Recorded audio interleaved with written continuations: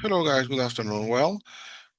Welcome to this demo where I am going to be explaining a little bit more about the microservice architecture that I am using normally on the lesson trainings, on the training that I am providing. So I am sharing now a screen. I would like to start by by saying that we're going to have one user that is going to be initially running our Eureka server discovery project, which is going to be running on this port 8761. This Eureka server is gonna start and it's gonna recognize everything that is gonna be connected to this is normally what I call the step number one. Step number two, we're gonna have also one API gateway, which is gonna be running as one more new microservice, Spring Boot microservice on the port 9010. And the step number three, which I call the magical stuff. So this shell script file is going to start all the remaining microservices. As a matter of fact, are 6 of them. So start all the shell script file is going to start entire list of microservices. Sorry about the Spanglish. I totally recognize that we need to improve that part. But here in Mexico, I have to provide the sessions on Spanish. So in some cases, I have to be switching between languages. In this case, in parentheses, I put the name on English. So microservice pedidos means orders. It's going to be running on this port one more time. So we're going to have one more instance. The first one is going to be running on this, and the second orders microservice is going to be running on this. The second microservice is going to be pagos in Spanish, payments in English, of course. Payments one on this port, payments two on this port. And finally, we're going to have one more microservice, which is going to be products. Productos in Spanish, products. It's going to be running on this port, A101, A102. So once that we run the shell script file, the shell script file has the responsibility to start these six different microservices. So I'm gonna take, it's gonna take these six items and it's gonna register into our Eureka server discovery. So um, this is the process normally. We are gonna have our Eureka running on this port. We're gonna have the API gateway. The once that the user requires or asks for information is going to ask for this particular API gateway running on this port, and all the requests that are going to be coming or are going to be coming from this particular port. And then we have to run the shell script file, as I mentioned. So normally, if you can imagine, say we are running first our server discovery, then the API gateway, and then we start by using a my shell script file, the list of 6 different microservices. This is how I start the process. This is how I stop. Once that everything has run, and once that we have demoed this is what I'm going to be running as a final step. We're going to have our Eureka. We need to stop the API gateway, and finally we can stop the shell script file, which is a second implementation in order to complete all that was running previously. Okay, let me show you quickly how we are going to be running all of this. And let me open the IntelliJ IDEA. So this is the service registry microservice. So just FYI, I'm going to be running Java 17 just in order to ensure that everything is going to be running on this particular version. I have Linux aliases. So MCI means maybe clean install for me. There we go. So far so good.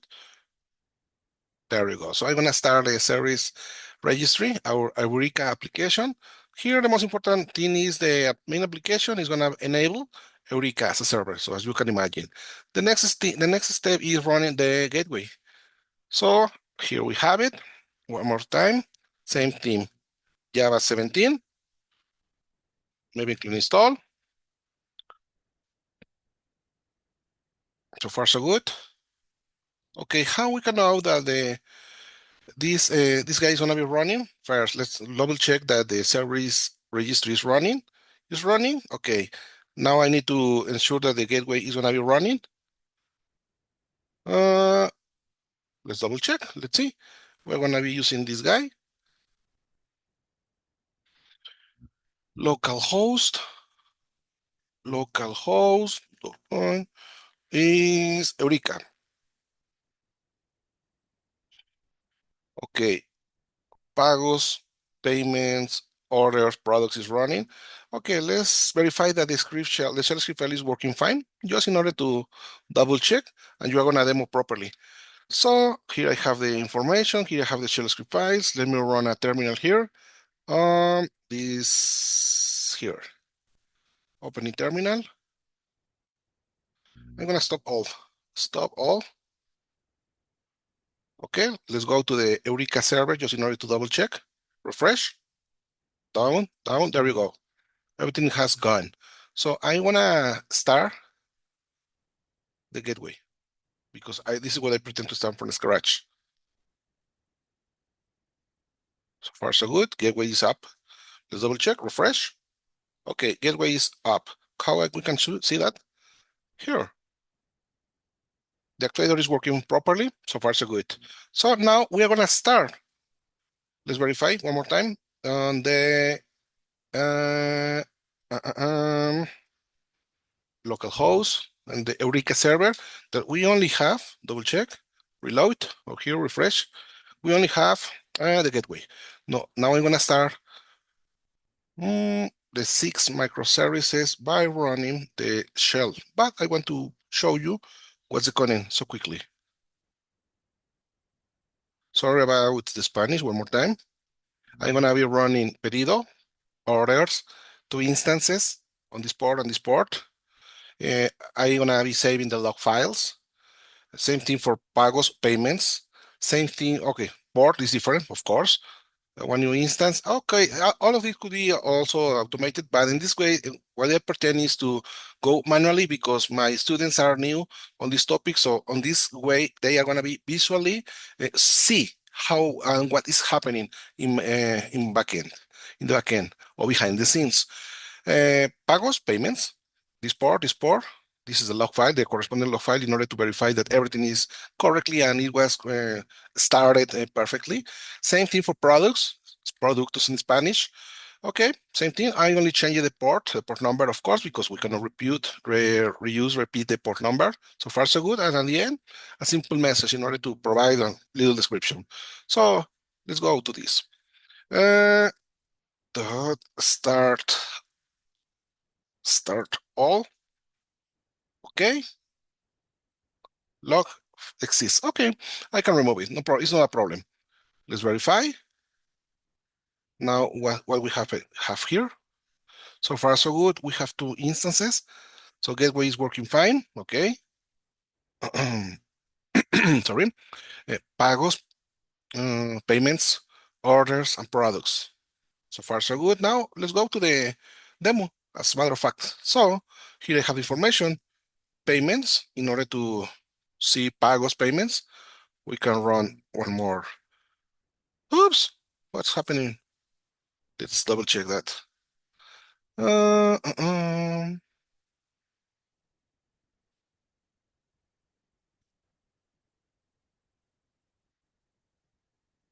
let's verify. Let me 1 second. Pagos, payments. It's up.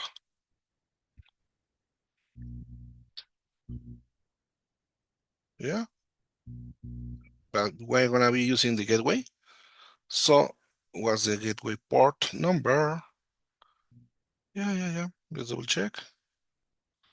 The gateway 9010. Let me double check the URL. Huh? IP address. Yep. Name. Yep. Why it cannot resolve? Let me see the products just in order to double check that.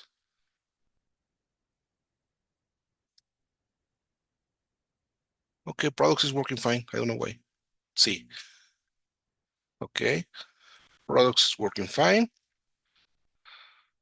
Orders, pedido in Spanish. And internally, this application, pedidos, orders, is calling to a product. That's the reason because of this explicitly. It's not a very good practice to use this consulta or query after the pedidos or this word here in English, but at least we can see how from one microservice we are calling a remote microservice. There you go. So pedidos, orders is calling to products, which is also another microservices. I think that the only one pending that I have so far is this guy. Okay, I don't know, but it seems that it was taking a while. I don't know why at the beginning it was not working properly. So far so good. Well, any question, feel free to ask me. Thank you so much for your attention. Let's keep in touch. Bye.